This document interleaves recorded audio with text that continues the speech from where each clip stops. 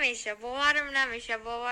سلام دوستای عزیز، بسیار تشکر از پیام‌های نازنینتان که هم در صفحه نگینه ها نشر کردین و هم در صفحه کوکو خاله جانم.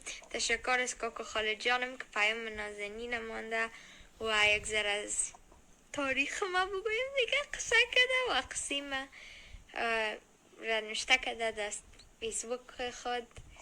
بسیار تشکر.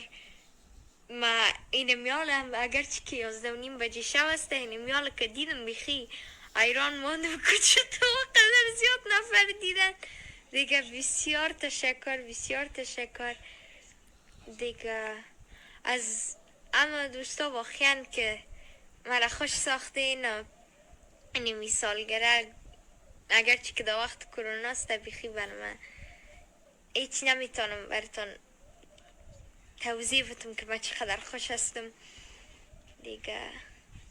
بسیار تشکر، نمیخوام وقتتان بگیرم. خواب آرام داشته باشین و شب خوش.